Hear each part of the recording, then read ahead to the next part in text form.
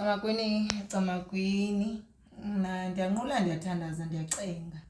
ngoba lo singabantu abahlala bacinga amabandla umama Nolwandle lo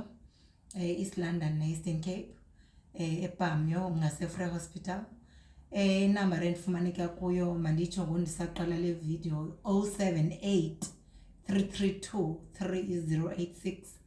bethuna umama Nolwandle wenzani umama Nolwandle uyanyanga umama Nolwandle uyahlola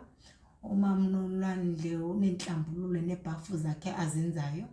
umama Nolwandle usebenza from Monday up until Saturday kodwa ngoku le video ndiyenzele into yokuba dinazise abantu abakude ngoba ndinabantu abakude abafuna uza kum abangakwaziyo uza kum abathi mama Nolwandle ndifuna ukuhlola siyahlola online but xa sihlola online sihlola via WhatsApp video call because I need to see you manphinde siyahlola online kodwa xa sihlola online funeka ndibe ndilapha endombeni funa ndibe sithi basiyabonana sihlola WhatsApp video call imalini mama Nolwandle ngozi nomdla ndihlala kude ngoba ndihlolela abantu boMakapa ndihlolela abantu basoma UK ndihlolela abantu boDurban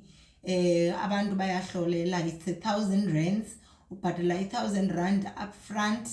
and then sitsho ixesha esodibana ngalo ndikuhlolele apha online iyanceda ke xa ukude into yokuba uze sowuzazi indaba zakho so uyazi nokuba xa sifuneka sisebenzile funeka uze uzilungisele intweni na because akho nto ibhlungu ingathi into yokuba usuke ehlambe Kapa okanye usuke eGauteng uzovumisa apha ngoba xa uvumisa apha esigodlweni is 400 rands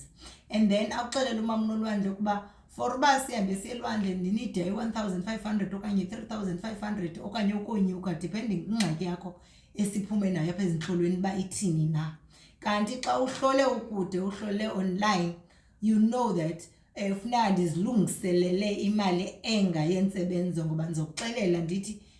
for uba silungisele ingxaki sizodingeka uba ube ubuya nento engaka uyabona ndacama kushekeni sithi ukunqula kuthandaza